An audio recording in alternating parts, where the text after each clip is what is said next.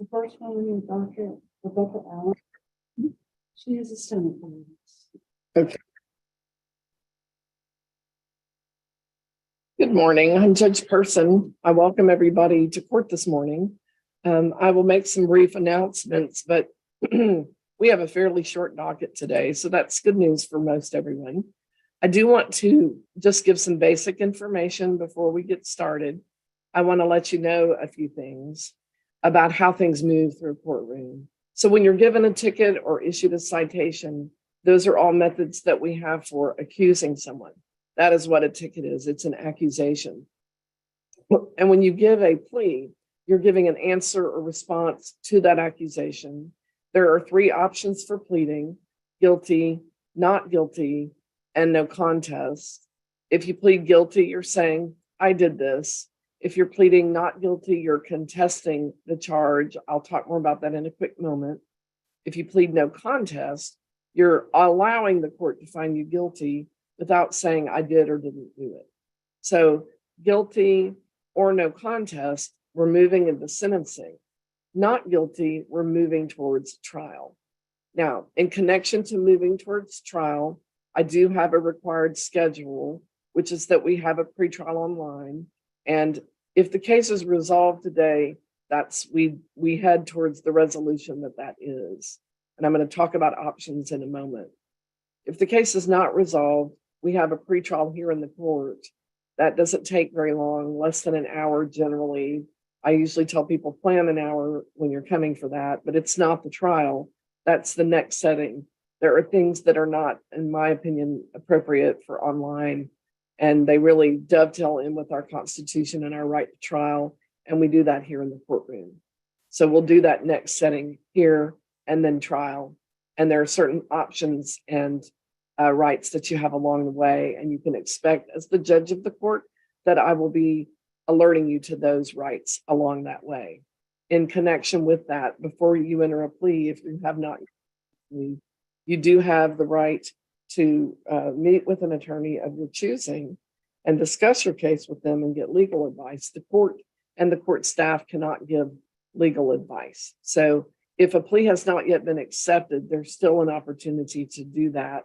We're some cases on the docket today, we've already had the plea and others have not. So that's a general statement for everyone, and it may or may not apply in your particular case.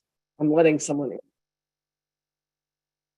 So then in connection with the plea of guilty or no contest, the general rule, and law is kind of like this, there's a general rule and then there are a bunch of exceptions. That's the way law works. So the general rule is you're found guilty, it goes on your record and you pay the fines and costs. This is a Class C court. In Class C courts, we don't assess jail time as a result of being convicted for the charge. People can get warrants for failing to honor their court order. However, the sentence itself does not normally reflect a jail sentence. It's fines and costs. The costs are set by the Texas legislature. I can't control those. The fines are set by the judge. I do control those. So payment of fines and costs. Let's talk about that for a moment. That varies by ability. People have different circumstances. In connection with, there's two reasons why I asked for financial and income information. One of them is in assessing fines and assessing a judgment, a penalty. Okay. The other is if you pled not guilty, you were probably still asked to give that information because at your next setting, I'll be looking at a bond because there's a bond requirement when we set things for trial. And I do that at a certain stage. So I did ask for that information. Sometimes people are nervous about filling that out. It's required, and legally I'm supposed to be getting it and I'm allowed to ask for that. So I'm just letting you know that. Now, as far as payment, I do look at people's income information in connection with their sentence if I have it available. Okay. If not, I have a lot of limits to what I can do and what I cannot do at that point. So I'll be looking and I'll be probing and I'll be asking about that when we get to that point. Okay. Whether it's a bond setting for trial in a not guilty setting or a sentencing in a guilty or no contest, I'm still going to be asking and looking for different reasons. Okay, now on the guilty or no contest track, payment of fines and costs, looking at alternatives where appropriate, making adjustments where needed. Okay. Having it go on your record is the other thing I talked about. And there's really 4 ways to gain a dismissal in a Class C court. I'm going to briefly tell you what they are and then quickly how they work, and then we're going to get moving. So they are compliance dismissals, driver safety course options, deferred dispositions, and teen court. Teen court is for high school, middle school students. I'll talk about that in a moment. Let's start with compliance dismissals. Those are things that can be brought up to date and dismissed. When we can bring something up to date and dismiss them, the law must specify that we can do that, or else we can't. And it gives the details of what has to happen for you to qualify for that. You can automatically assume that I'll be looking for that because the law actually says the judge shall do so. So I'll be looking for that up front. You're welcome to ask about it. You are your own advocate in most cases in this type of court. So just be aware. Person on Jay's phone, you're driving. On Jay's iPhone, you're driving. You're driving. It's illegal. Please pull over safely and call back. I can't have you on the meeting driving with your screen on. Thank you. So then the second option is if you do a driver safety course, that would be for moving violations.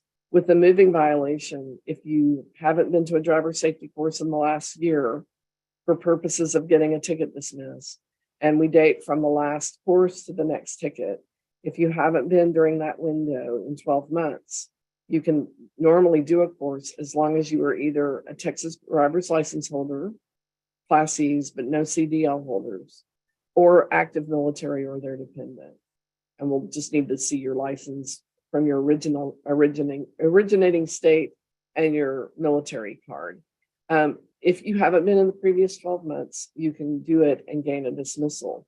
What is beneficial about that program is, and it's a program that the legislature created, they could get rid of it too, is you're allowed to pay just the court costs. The fines will go on hold. Then you turn in your court driving record, the proper driving record, the proper driving course. You get it turned in. So costs, record, and class. You get it turned in on time. You'll have a deadline. And the case gets dismissed, so no conviction on the record. And the fine that was sitting there on hold gets waived. No fine gets paid. You will save money. It will be less expensive than just paying the ticket. And it does keep it off your record. And that always is, people kind of think, well, okay, why would that work that way? That seems a little more in my favor. And it's really by design, because we like people to take that course every so often. If you think about it, a surgeon goes to school. We as drivers are doing something that can really cause damage and injury. Okay, so schools make sense. So it's incentivized by the law. Okay, so you have to qualify to be in the program and then get it done on time. And we'll do all that in writing if that's where we're going. Okay, you're welcome to ask about it. I'll be looking to see if you're qualified, because once again, judge shall is in the language of that statute. Third option for gaining a dismissal is to do a deferred disposition. Deferred means to delay making a case final. I delay making your case final. I put a deferred order in place. It specifies what you have to do to gain a dismissal. If you do the things that are in that order, they'll be in writing, you gain a dismissal. So people sometimes wonder, well, how do I get that? You have to ask at the time that your plea is being accepted, and then you have to have the judge approve it. And the judge has total discretion on that. So guilty or no contest, I'd like a deferred, is how that works. And then the judge says yes or no. In Class C courts in Texas, you can ask the judge directly. In higher level courts, you cannot ask the judge directly. So that's how that is. Now, on the contested docket, it is true that sometimes the prosecutor and yourself, a person, will bring their case forward and say, we have agreed to a deferred if the judge approves it. and the judge says yes or no. So it just works kind of the same way, but with an agreement. So people can get a deferred even where they have originally entered a plea of not guilty, but they must come to an agreement with that prosecutor at that point. And it will involve, doing some things. So deferreds are something to inquire about if you're interested, with the understanding that there's discretion over whether it's granted. Teen court is similar in the sense that there are things to do to gain a dismissal. To qualify, you have to be in school or heading toward a high school diploma or the equivalent. With teen court, it looks similar to a deferred, but I'm a little more pushy about it because I can ask. With a deferral, you're required to ask. So guilty or no contest, I'd like a deferred. With teen court, you may have asked, you may not have known about it and didn't ask, and I'm looking to see if you're in school. If I've missed that, like sometimes people think they can't do it because they're in a GED program, for example, then you need to let me know. So those are the 4 dismissal options that we have from the court. They're just, as you can probably hear in the discussion, the one-way discussion is that these are things that are generated by state law, okay? Now, we have a very light docket. It'll probably go very quickly. Mr. Matson is our city prosecutor, and Mr. Matson, if you will, just go off mute for a moment and just introduce yourself, please. Good morning, everyone. I'm Ryan Matson. I'm the prosecutor for Temple. Thank you. So what that means, that statement that he is the prosecutor for Temple, his function is really like a district attorney. It's the equivalent of a DA at the city level. So just please understand, he's not your representative. He can't give you legal advice. He represents the party on the opposite side of your case. Okay. And that's appropriate. So with that, we're going to move over to that pretrial room. And Mr. Matson, we're starting with Natalie Caracina Rodriguez. Ms. Caracina Rodriguez, can you unmute so that we know that your audio is working? Yes, hello. Very good. Okay, I'm going to move you over to a meeting with the prosecutor. Y'all will have a discussion where you're both looking hard at the case and whether we need to take it to trial. What I will tell you is that after that discussion, and you're not required to discuss the facts, you may or may not want to, but you're both required to look seriously at the case. But what I will tell you is that after that conversation, y'all will come back into this space and we will, I'll have some parting remarks before you go today. Okay? Sounds good. Thank you. Thank you, ma'am. And Mr. Matson, I'll send you over to that meeting room as well. And then I have just a couple of quick, I need to find out who people are. Jay iPhone, can you unmute and just give me your name, please? Thank you. Hello, Yes, yes. Could you tell me your name? Monica Nelson. Great, thank you. I'll be right with you. Hang on just a moment. And then there's a telephone call, 254 area code, ending in 918. And this is a person I've now just sent an unmute request. If you could unmute and tell me your name. Yeah, this is a Robert Brown. Okay, hi, Mr. Brown. I was wondering if I'm sorry, Judge, I was having a hard time. I tried to get into Zoom the other day and it was allowing me, and today I'm having some, you say, technical difficulties and it's not allowing me to download it, so that's why I'm calling in. Calling is fine. What I want to tell you, Mr. Brown, today is good news that the prosecutor reviewed your case and did a compliance dismissal on your case. And I did sign, that's awesome. I did sign that about 1 minute before you logged on. And I thought it might be you. And so I wanted to let you know you're good to go. And there is a dismissal. The email that we used to set the meeting up for today, can we use that same email to send you a copy of this dismissal? Yes, ma'am, that would be great. Okay, we'll send that to you this morning sometime, okay? So everything's done. There's nothing else I need to do at this point. That's correct. You're free to hang up and you're done. Okay. What is your name, ma'am? I am Judge Person, believe it or not. Okay, Judge Person. Yes, ma'am. I sure appreciate it. Thank you so much. Thank you. Take care. Have a good day. Bye-bye. You too. Thanks. Okay. And so, Ms. Nelson, let me ask you to unmute again. Thank you. Okay. Let me kind of give you where we are, and then we'll talk about what the options are, okay? Yes, ma'am. And so the cases right now, I believe are they active? Okay, we have 2 cases, and we had community service, and your timesheet was due February 14th. And we didn't get that. And then I did get a request to change this to a payment plan. Yes, ma'am. And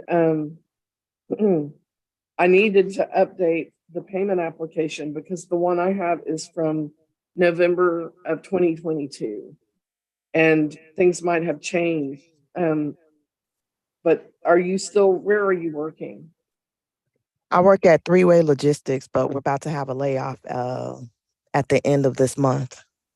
And you believe you're going to be in that layoff group? I know I'm going to be in that layoff. Okay, I'm really sorry to hear that. Have your bills changed since we last had information from you? We had No, ma'am. okay, so everything's the same, but you've got a big question mark coming up for you. Yes, Right. ma'am. Okay, and talk to me just a little bit about your disabled son. He's artistic. Okay, He can but doesn't really, comprehend very well. So therefore I have to take care of him. how old is And he? when I'm not around, Yeah. my daughter looks out for him. Okay, He has ADHD. He has a lot of different medical history wrong with him. okay. The reason I'm getting a little nosy is he wasn't listed as a dependent. He doesn't list it as a what? As a dependent. You just had your grandson. Because he's an adult. Yeah, but he can still be a dependent. Oh, I didn't know that. They told me That's okay. because when I filled it out, they told me because he was an adult. Okay. Yeah. I mean, and that's why we need to have a discussion. There's just certain things that clerks are not, they're not judges. That's why we have judges. They're just things judges need to talk to you about and do. Are you able to get on screen instead of me just looking I at? am, but I have the phone to my ear because I can barely hear you. Okay. I've got my volume all the way up. So I'll just try to talk a little louder. Okay. So Miss Nelson, let me just dig a little deeper. What is your son's name? Jaquavius Riggins. Darquavian? Jaquavius. J as in Jack, A as in apple, Q as in quilt, U as in umbrella, A as in apple, V as in Victor, I as in igloo, O as in onion, U as in umbrella, S as in Sam. Okay, thank you. How old is Darquavius? He's 22. Okay, is he on disability? Yes, ma'am. Okay. And it's his. I'm not trying to get into that he would pay, but I'm gonna ask you, what is the amount? 914. Okay, so he's full disability. Yes, ma'am. That's the reason I want to know. Okay, and do you receive food stamps? No, ma'am. Not right now. No, ma'am. Probably you might have to when if Yes, there's ma'am. And let's see, we've been trying to work on these cases since 2018. And what I'm going to do today, Miss Nelson, what I'm Yes, ma'am. seeing is that I'm seeing a person trying, working their hardest, but overwhelmed. Yes, they're- ma'am. And matter of fact, Your Honor, to be Yes. honest, my 18-year-old nephew, Yes. like I've been going through it, he was murdered, about to no. graduate. Him and another boy on the beach, innocent bystanders, murdered because some young kids came by shooting Where was this? in Florida. I just recently got back from Florida. It's all over the news. Some gang came and shot up the beach. Well, that's just terrible news. I'm deeply sorry to hear that that has happened to your family. Thank you so much. Yeah. So I'm actually finding that it's not possible for you to make payment. I'm also finding that it's not realistic to get community service from you. And therefore, at this time, these fines and costs will be waived. They will be what, ma'am? They will be waived. Thank you so much. And so, I mean, I think you've tried over the last year or so, when Yes, we ma'am. finally got together on the same sheet of music since 2022. You have tried to get this done, but I'm thinking that hopefully things improve. But Thank you.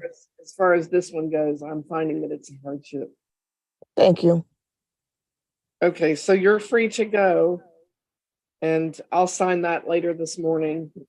And then your balance will zero out and you'll be done. The hold that I have on your license will also be released. Thank you so much. Okay? Thank you. Thank Okay. you. Yes, ma'am. I hope that things improve with everything that you have going on. Okay. Thank you. Um, you're fighting the good fight. Just keep it Yes, up. ma'am. I am. It will add up eventually. It will. Thank you. Yes, ma'am. You have a blessed one. Thank you. You too. I Thank you. appreciate that. Thank you. You're good to go. Okay, Ms. Nelson, and you stay well. Thank you. Bye. Bye-bye.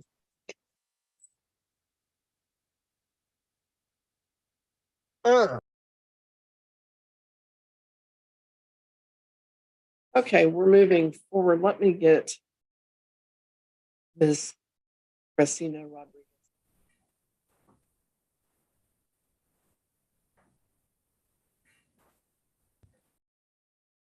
Okay. So where are we on the single charge of speeding regarding Natalie Caracina Rodriguez? Your Honor, Ms. Rodriguez has received an offer. She's going to take some time to think about it. So we'll go ahead and continue to final pretrial. Okay. All right. We don't have a financial affidavit on file, just FYI, in case we need it if a deal happens. But let's expect to be here in the court June 28th at 2:00. Unless we get everything we need to resolve it, we'll just be here and we'll see where we are. Okay? Your Honor, Judge Person, Yes. I did submit a financial affidavit, but I called the courtroom and the person up front told me I'm a full-time student at Texas Women's University, so I don't work. And she told me Right. just to put that as my employer's name. So what we really need to know is I need to understand what's happening. And it's really up to you to figure out how to tell me that. You're not working, but I need to document that if I sign off on anything. Because then you might qualify for something like a reduction or community service or something of that nature. And I will not know that. So if I don't have enough information to draw a conclusion that a person can pay or that a person cannot pay, I need affirmative knowledge, then I have to assume that they can pay immediately. And then I have to come in. So the reason for those affidavits is to help you get a better picture to me of what's happening. You need to figure out how to do that. Okay, What that's documentation? just adulting. It's a document sent to you April 12th, and you just fill it out. Yeah, I did. I card did fill it application. out and I emailed it back to the courtroom. When did you send that in? That was sent yesterday at 3 p.m. Okay, it'll probably make its way to me then. Okay, yeah, sounds good. Because I called back and I asked. I was like, I don't work, but I'm a full-time student. Do I still go through and follow this form? And she told me, go ahead and continue filling out. Normally, people just write not working student, and then I know like they're not working because they're a student. Right. It's not really rocket science, you know. You just think about it like a credit card application, although it's a lot less involved than that would be. Right. Okay. Okay. All right. I'll look for it and we'll see everybody on June 28th at 2. Thank you. Thank you. Moving forward, let's see, let me just make a note.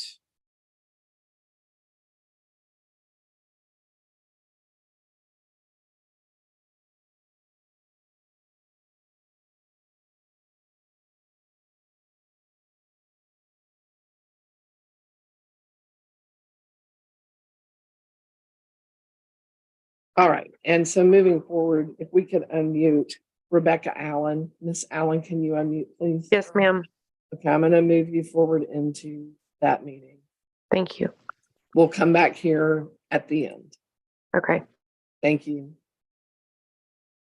And Mr. Woods, you're next. We're just working diligently and we'll get to you shortly, okay? You're just gonna watch me be boring and sign documents.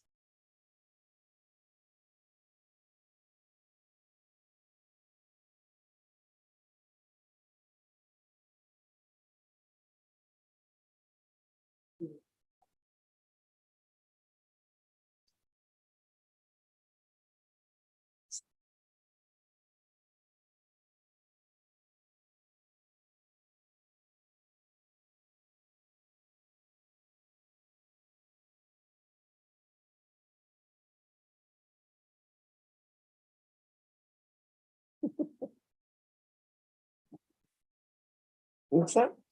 Oh, thank you. Thanks. Great.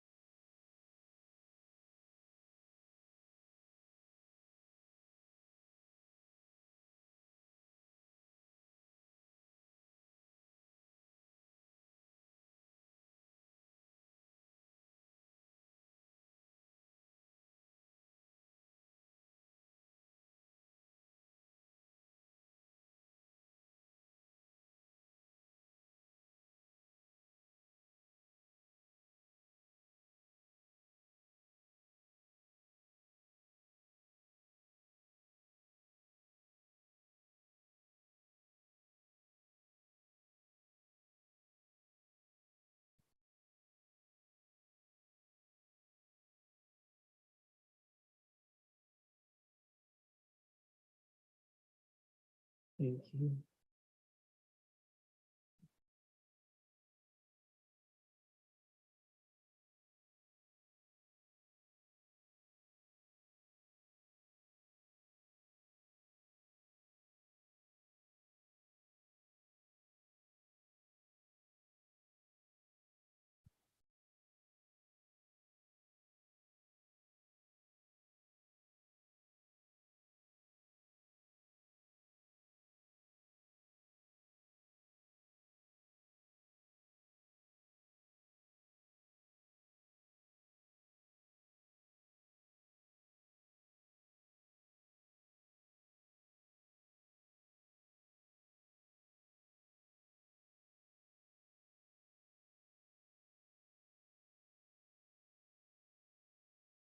Seems like I pay my bar dues and then they're just due again right away.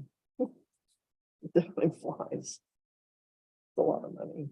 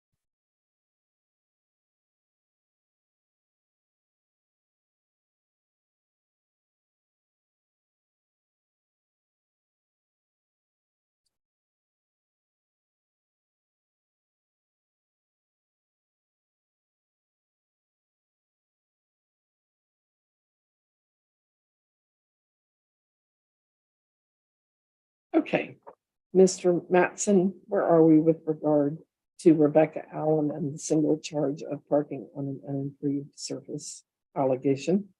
We will continue to final pretrial, Your Honor, and Ms. Allen has requested discovery at that time. Okay, that's not set until June 28th at 2 o'clock, and we'll add discovery to that same docket so that we don't. All right, so ma'am, we'll see you then, okay? Thank you, Your Honor. Thank you, and take care. We'll see you in June. Okay, have a good afternoon. And you too. Thank you. And Mr. Matson, moving you forward with Douglas Woods. Mr. Woods, can you unmute so we know your audio is working? Yes, Your Honor. How are you doing today? I'm doing fine. I'll move you over to that meeting, Mr. Matson.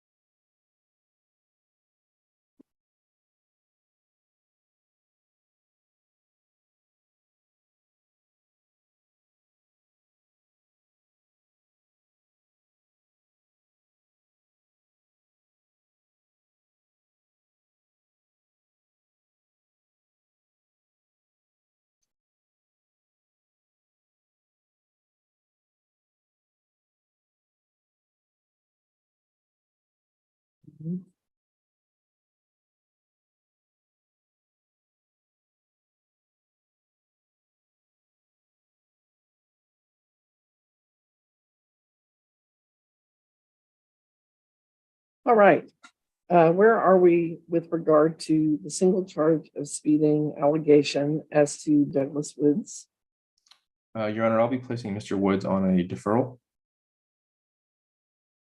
The terms of that will be a 120-day period with a 6-hour course due by day 60 and payment of the fine. When is the payment of the fine? Mr. Woods, 30 days is the standard unless you need longer than that. 30 days is fine. Okay. Deferral, I will approve the request. And the deferral will run from today until August 31st. During that time, we will need a 6-hour course in driving safety, I presume, and payment by June 27th. So the due date on the course is July 3rd. And the 30 days is actually June 27th. And that'll feel a little strange because it's not actually 30 days. But I'm actually out of the office and I like to put deadlines on days when I'm here, just in case there's something that needs to be drawn to my attention. Usually that's not the case, but it's just the standard practice that kind of wards off a lot of things that could happen. So it will say that you'll have a little bit longer and that any time during that period is going to work out. Just no later than June 27th on payment. On the course, we'll send you information about how to find a course. But we also need your signature on this deferred document, which I'm approving. If I email it to you to the email that we used to set up the meeting today, can you receive it, print it, sign it, and email it back today? Yes, Your Honor. I could even swing by the courthouse later on today. Well, That's actually easier, but if that makes things easier. I saw a Virginia address, so I was thinking, well, that may not work out. Okay, what time today will you be Yes, here? Your Honor. About 12:15. Will that work? That's fine. Anytime afternoon is perfect. After 12. Okay. So we'll look for you around 12:15 and we'll have everything at the window. So you just walk in, let them know your name, that you're here to sign your documents, and they'll have them. Anyone can help you and it won't take very long. And then you'll get a copy of everything, including how to pay online, how to pay by phone. If you made a payment today, you would get a receipt because you're standing there. So that's just a little bit about how things work. So when you get here, just walk in, okay? Okay. Thank you, Your Honor. All right, do you have any further questions? No, Your Honor, I do not. Okay, you're good to go, thank you. All right. Thank you very much. Y'all have a wonderful day. And you as well.